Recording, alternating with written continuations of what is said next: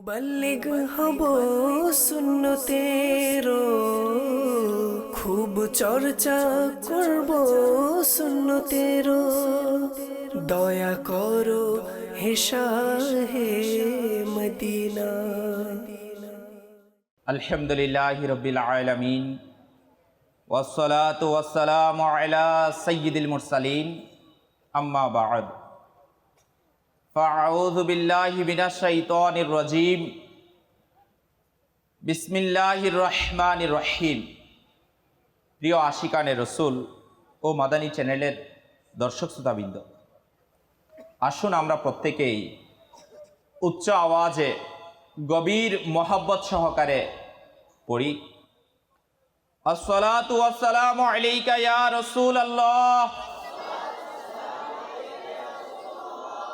ওয়া আলা আলিকা ওয়া আসহাবিকা ইয়া হাবিবাল্লাহ।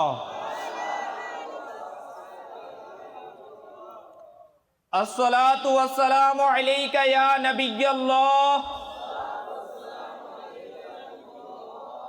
ওয়া আলা আলিকা ওয়া আসহাবিকা ইয়া নূর আল্লাহ। প্রিয় আশিকানে রসুল, আশিকানে সাহাবা ও আশিকানে আহলে বাইত, আল্লাহ তাবারাকা ওয়া তাআলা এর অসংখ্য মেহেরবানি, প্যারে আকা মদিনে ওয়ালে মুস্তফা, দুনো আলম के दाता, सरवारे कायनात, शाहीन शाहे मौजूदात सल्लल्लाहु ताला अलैहि वालिहि वसल्लम এর দয়ার বদৌলতে আজকে আল্লাহ তাবারাকা ওয়া তাআলা এর নেক বান্দাদের মুবারক মেহফিলের মধ্যে আল্লাহ তাবারাকা ওয়া তাআলা আমাদের প্রত্যেকের হাজিরিকে কবুল আর মঞ্জুর করে দিক।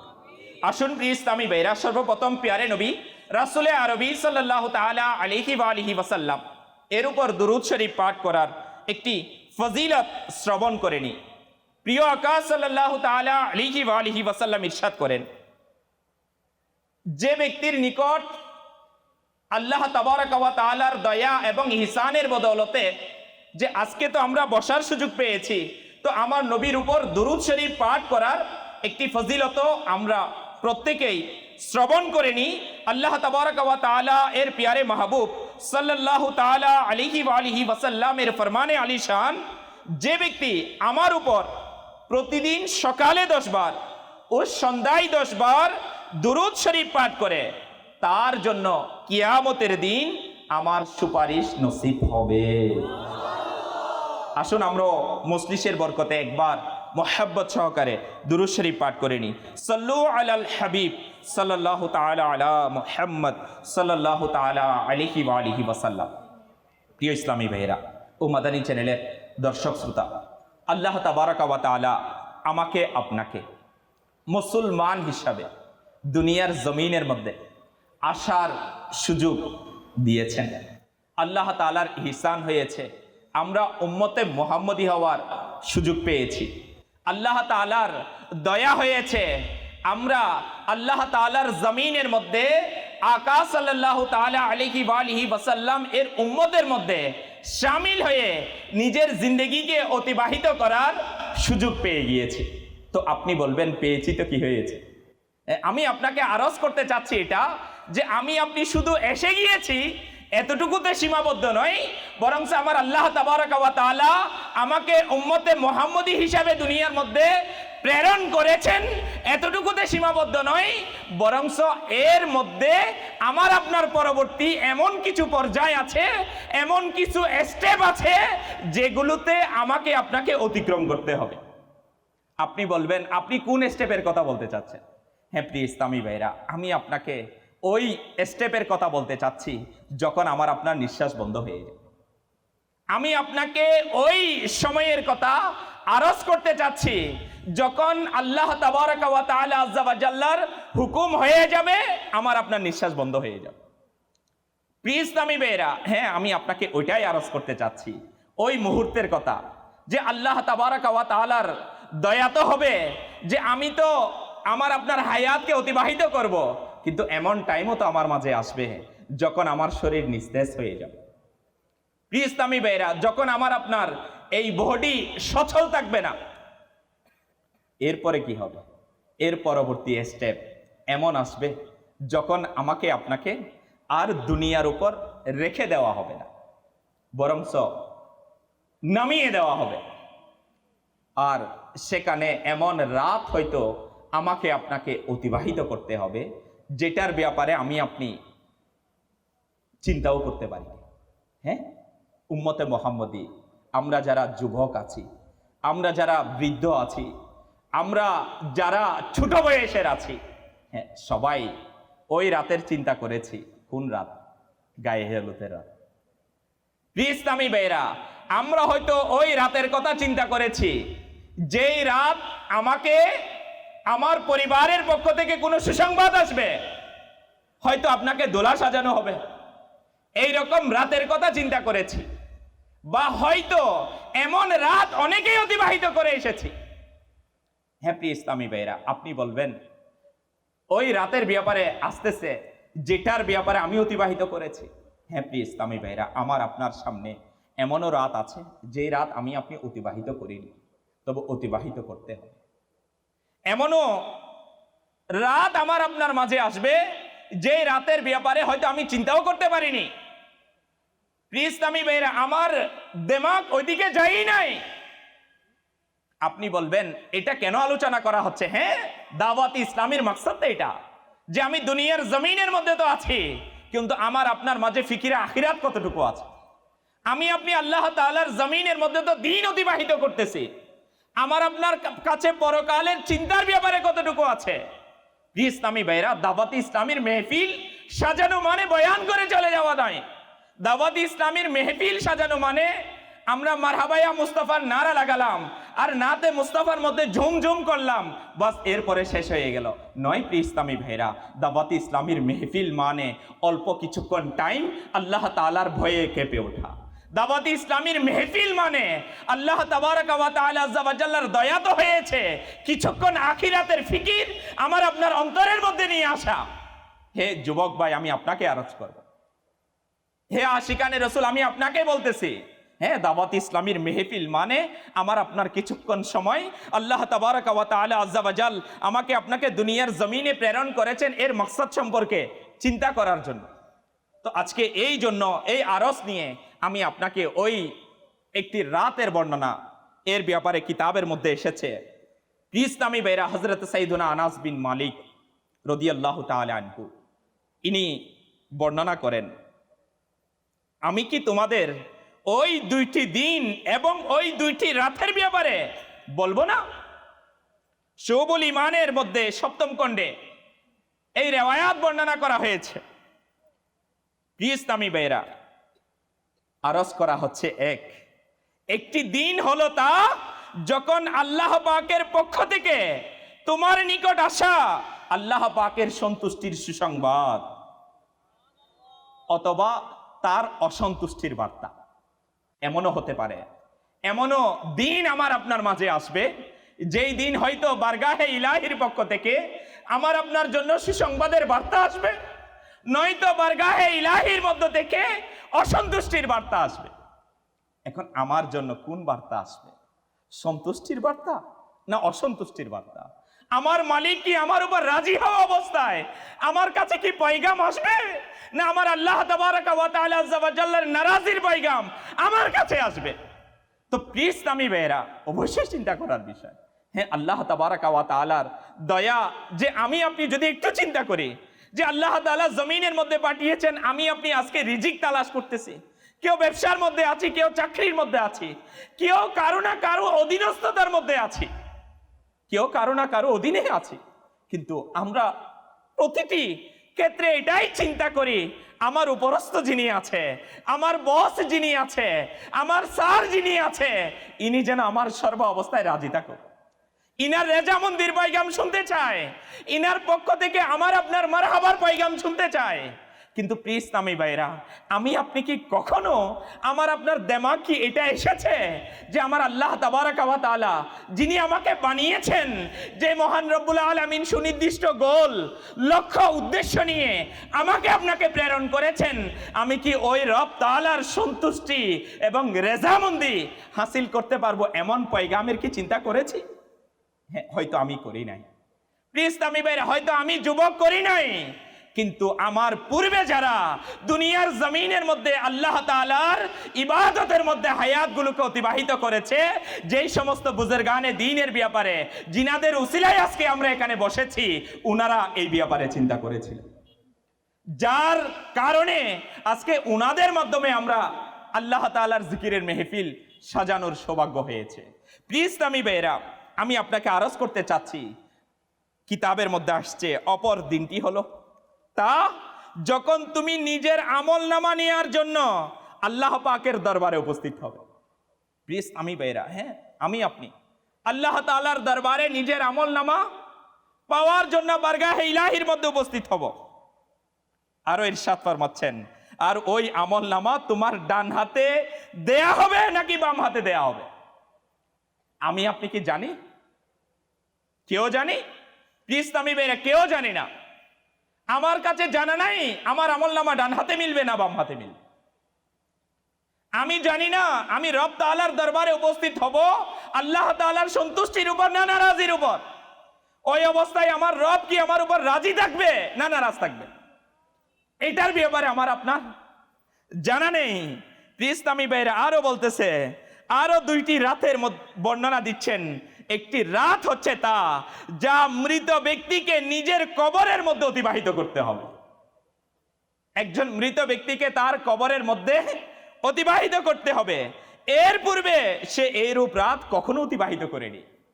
হ্যাঁ প্লিজ আমি ভাইরা, আমি আপনাকে আরজ করেছিলাম ওই রাতের কথা, যেই রাত সে মৃত ব্যক্তিকে প্রথম অতিবাহিত করতে হবে। ওই মৃত ব্যক্তির কাছে আসবে, কিন্তু পূর্বে এইরকম রাত সে অতিবাহিত করেনি, আমিও করি নাই, আপনিও করেননি, বা কেউ করেনি। যারা চলে গিয়েছে তারা করেছে, এই পর্যায় স্টেপ তারা অতিক্রম করেছে যারা আমাদের পূর্বে দুনিয়া থেকে বিদায় নিয়েছে। কিন্তু আমি আপনি কেউ ওই পর্যায় ওই রাত অতিবাহিত করতে পারিনি। আপনি বলবেন অতিবাহিত করতে পারিনি, কিন্তু কি করতে হবে না? প্লিজ আমি বেরা, করতে হবে, এটা গ্যারান্টি, এটার মধ্যে কোনো কনফিউশন নাই, সন্দেহ নাই। 100% আমাকে আপনাকে ওই রাত অতিবাহিত করতে হবে যেই রাতের ব্যাপারে আমার আপনার টেনশন নাই। হ্যাঁ আমি তো ওই রাতকে সাজানোর চিন্তা করেছি। আমি আপনাকে প্রথমেই বলেছি কোন রাত, যেই রাতে আমি আপনি দোলা সাজবো, ওই রাতের প্ল্যানিং আমার কাছে আছে, আমার যুবক ভাইদের কাছে।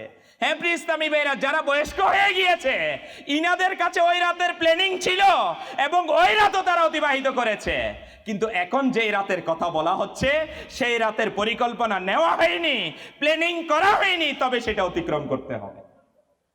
প্লিজ আমি ভাইরা, আল্লাহ তাবারাকা ওয়া তাআলা আমাকে আপনাকে পাঠিয়েছেন, আমি আবারও স্মরণ করাচ্ছি, ওই রাত আমাকে আপনাকে অতিবাহিত করতেই হবে।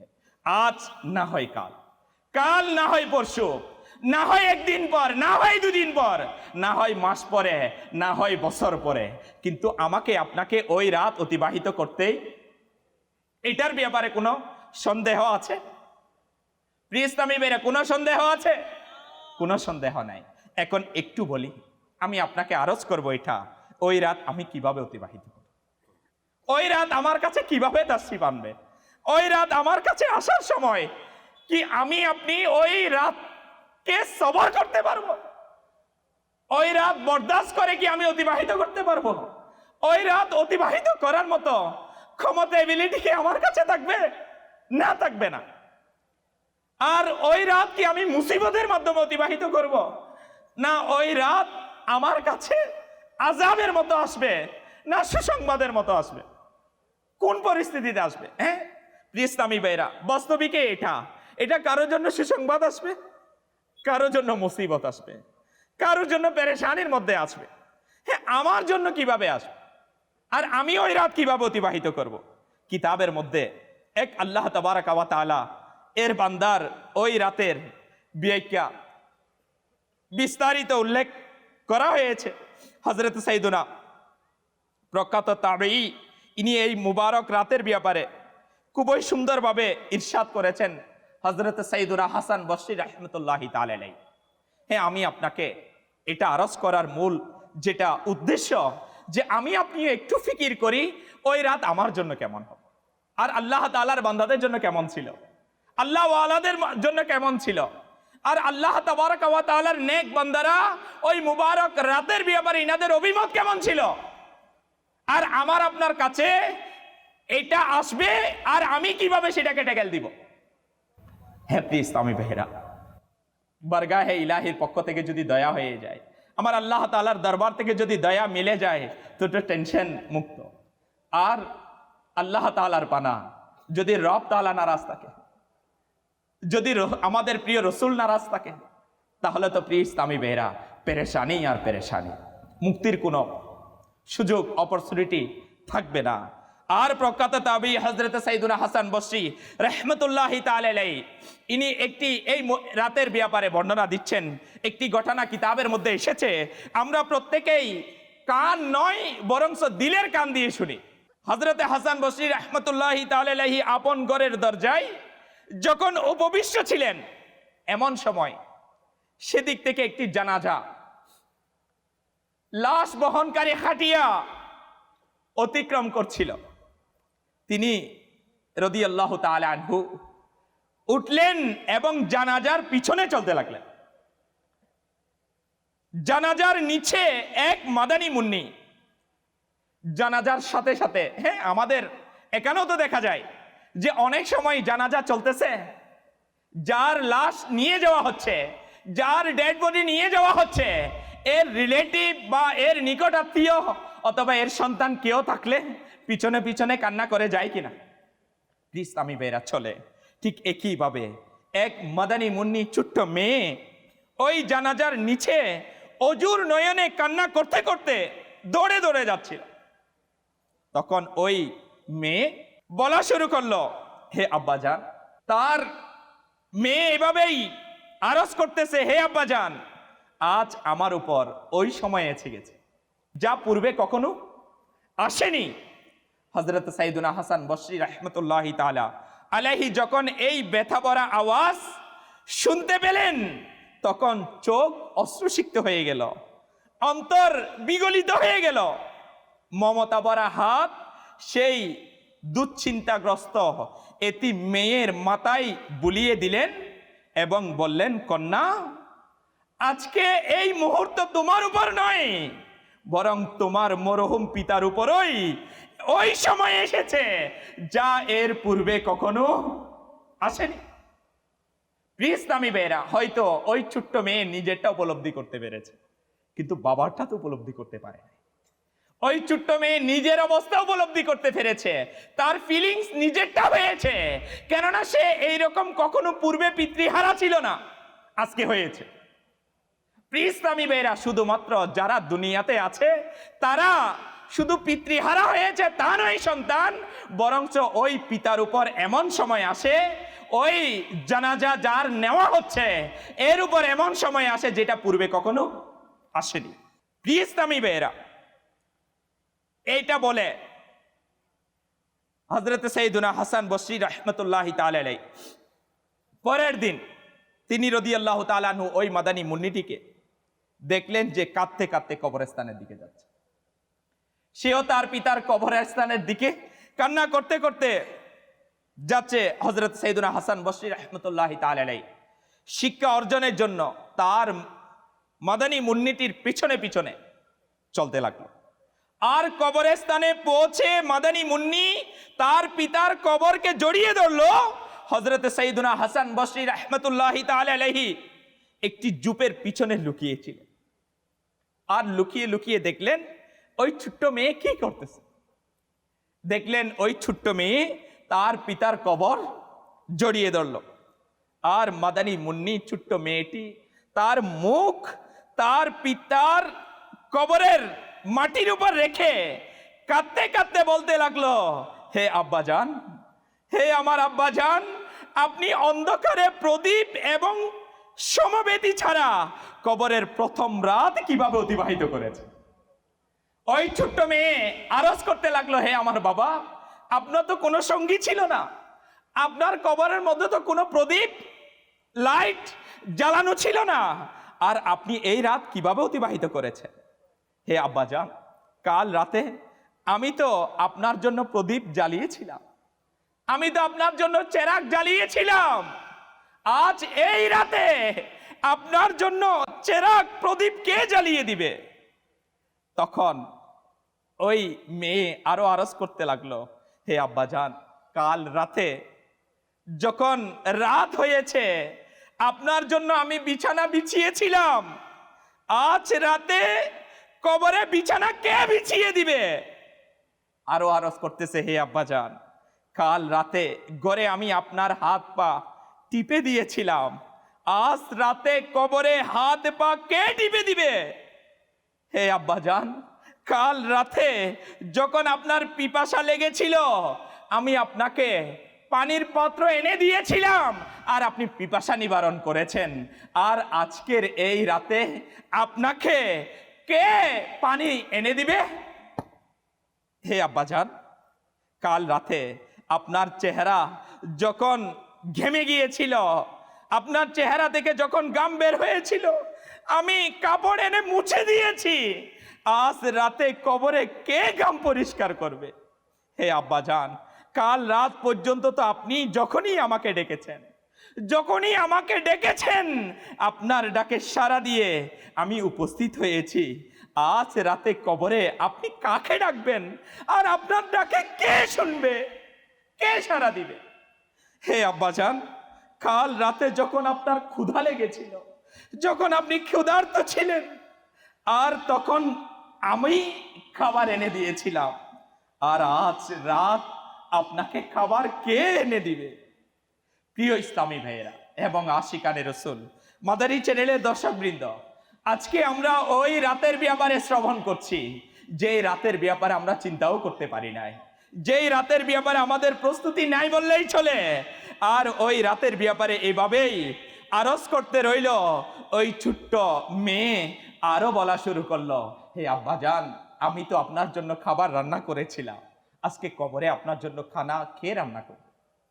হে প্রিয় আশিকানে রসুল, আপনি হয়তো বলবেন এই ঘটনা তো কিতাবের মধ্যে সীমাবদ্ধ। নয় নয় প্রিয় ইসলামী ভাইরা, এই ঘটনা প্রত্যেক আল্লাহ তাবারকা ওয়া তাআলার বান্দা দুনিয়ার জমিন থেকে তার প্রথম কদম ফেলার সাথে সাথে তার সাথে কি আচরণ কি হচ্ছে না? আমার সাথে কি হবে না? আপনার সাথে কি হবে না? প্রিয় ইসলামী ভাইরা, নয় সবার সাথে হবে। তখন হযরত সাইয়েদনা হাসান বসরি রাহমাতুল্লাহি তাআলা আলাইহি ওই সুখের আতিশয্যে এবং দুঃখী মাদানী মুন্নি এই ছোট্ট মেয়ের আবেগ ভরা কথা শুনে কেঁদে দিলেন। আর ওই ছোট্ট মেয়ের কাছে এসে বললেন, হে কন্যা, এভাবে নয়, এভাবে নয়, বরং এভাবে বলো, হে আব্বাজান, হে আব্বাজান, দাফন করার সময় আপনার চেহারা কিবলামুখী করে দেওয়া হয়েছিল। প্রিয় ইসলামী ভাইরা, হাসান বসরি রাদিয়াল্লাহু তাআলা আনহু ইনি কিভাবে ফরমাচ্ছেন যে এইভাবে আরজ করো তুমি তোমার পিতার কাছে যে কালকে তো আপনাকে দাফন করা হয়েছিল, কিবলামুখী করে দেওয়া হয়েছিল, আর আজকে কি আপনার চেহারা কিবলামুখী আছে না ফিরে গিয়েছে? প্রিয় ইসলামী ভাইরা, আমাকেও তো কিবলামুখী করে দাফন করা হবে, আপনাকেও করা হবে, কিন্তু আমার আপনার চেহারা কি কিবলামুখী থাকবে না ফিরে যাবে? এটার ব্যাপারে আমার আপনার জানা নাই। হযরত হাসান বসরি রাদিয়াল্লাহু তাআলা আনহু আরো বলতেছেন, হে আব্বাজান, তুমি এভাবে তোমার বাবাকে আরজ করো, হে আব্বাজান, আপনাকে তো পরিষ্কার পরিচ্ছন্ন কাপড় পরিধান করিয়ে দাফন করা হয়েছিল, এখনো কি তা পরিষ্কার আছে না ছিন্ন ভিন্ন হয়ে গিয়েছে?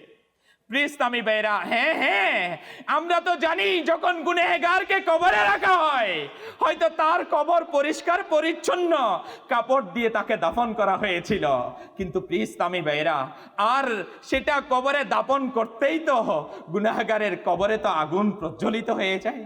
যখন বেনামাজিকে কবরে রাখা হয় তখন কার কবরে তো আগুন প্রজ্বলিত হয়ে যায়। এমন তো নয় আমাকে আপনাকে আমার আপনার আত্মীয় স্বজন সাদা কাপনের পোশাক পরিধান করে দাফন করে দিয়েছে আর আমার কাপন ছিন্ন ভিন্ন হয়ে যাবে। হ্যাঁ, যদি আমি আপনি আল্লাহ তাবারকা ওয়া তাআলার রেজামন্দির উপর যদি কবরে যেতে না পারি তাহলে তো কি হাল হবে? তখন হযরত সাইয়েদনা হাসান বসরি রাদিয়াল্লাহু তাআলা আনহু এই ছোট্ট মেয়েটিকে আরো শিখিয়ে দিলেন, আপনাকে তো সশরীরে দাফন করা হয়েছে, আপনার শরীর তো সবকিছু অক্ষত ছিল, আপনার শরীরের মধ্যে কোনো জায়গায় কি ছিল না? ক্ষত ছিল না। আপনার শরীরের মাংস প্রতিটি ক্ষেত্রে ঠিক ছিল। আর আপনাকে দাফন করার পর আজ পর্যন্ত আপনার শরীরের মাংসগুলো কি অক্ষত আছে, নাকি কবরের পোকামাকড় আপনার মাংসগুলো গ্রাস করে নিয়েছে, খেয়ে নিয়েছে? হে প্রিয় আশিকানে রাসূল, যখন আল্লাহ তাবারক ওয়া তাআলার নাফরমান বান্দাকে কবরে রাখা হয়, তখন কবর তো জান্নাতের বাগান থাকে না, সাপ বিচ্ছুর গর্ত হয়ে যায়। আর ইনি আরো ইরশাদ ফরমাচ্ছেন এইভাবে, হে আব্বাজান, আলেমগণ বলেন যে কবরের প্রথম রাতে বান্দাকে ঈমানের ব্যাপারে প্রশ্ন করা হয়। কবরের প্রথম রাতে বান্দাকে ঈমানের ব্যাপারে প্রশ্ন করা হয়। তখন কেউ উত্তর দিতে পারবে এবং কেউ চুপ থাকবে। আপনি কি সেই প্রশ্নের সঠিক উত্তর দিয়েছেন, নাকি বিফল হয়ে গিয়েছেন, নাকি ব্যর্থ হয়ে গিয়েছেন? ইনি আরো আরজ করলো, হে আব্বাজান, আলেমগণ বলে তাকে অনেকেই মৃত কবর প্রশস্ত হয়ে যায়, অনেক মানুষের কবর প্রশস্ত হয়ে যায়, আবার অনেকের সংকীর্ণ হয়ে যায়। আপনার কবর কি সংকীর্ণ রয়েছে নাকি প্রশস্ত?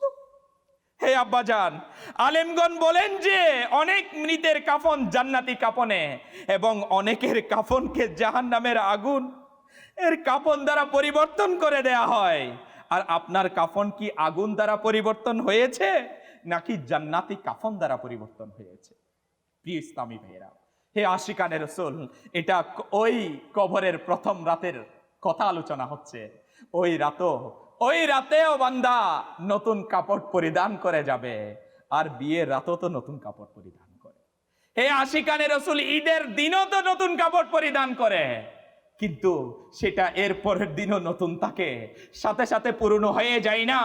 কিন্তু আল্লাহ তাবারক ওয়া তাআলার পানাহ, যখন আমাকে আপনাকে নতুন কাপড় পরিধান করে, সাদা পোশাক পরিধান করে কবরে নামানো হবে, আর এটা কি কবরের প্রথম রাতে নতুন থাকবে, না ছিন্ন বিচ্ছিন্ন হয়ে? নাকি জান্নাতি লেবাসে পরিবর্তন হবে, না জাহান্নামের আগুন দ্বারা পরিবর্তন হবে? আমাদের কার কাছে জানা আছে এই ব্যাপারে? কার কাছে ইলম আছে? ইসলামী ভাইয়েরা, আমাদের কারো কাছে এই ব্যাপারে কোনো ইলম নেই। আমাদের এই ব্যাপারে কারো কাছে জানা নাই। আমি জানি না, কিন্তু জানি মারা যাব, কিন্তু জানি না ইমানের হালতে মারা যাব কিনা। আমি জানি মারা যাব, কিন্তু ইসলামী ভাইয়েরা জানি না কালেমা শরীফ পাঠ করে মারা যেতে পারবো কিনা। ইসলামী ভাইয়েরা, আমি জানি কবরে আমাকে রাখা হবে, কিন্তু ওই কঠিন মুহূর্তে আমি কি আমার সওয়াল জবাব যেটা আমাকে করা হবে সেটার উত্তর কি সঠিকভাবে আমি দিতে পারবো না দিতে পারবো? হ্যাঁ, আমি জানি কবরের মধ্যে প্যারে আকা মদিনে ওয়ালে মুস্তাফা সাল্লাল্লাহু তাআলা আলাইহি ওয়া আলিহি ওয়াসাল্লাম তাশরীফ নিয়ে আসবেন, হ্যাঁ জানা আছে। কিন্তু আমি কি জানি, আমি কি প্রিয় রাসূল সাল্লাল্লাহু তাআলা আলাইহি ওয়া আলিহি ওয়াসাল্লামকে দেখার পরে, আমার নবীর জিয়ারতের পর আমি কি দাঁড়িয়ে সালাতু সালাম পেশ করতে পারবো? না, আমি আমার নবীকে চিনতে পারবো না। আমার ব্যাপারে কোনটা হবে? ইসলামী ভাইয়েরা, আমার বেলায় কোনটা ঘটবে?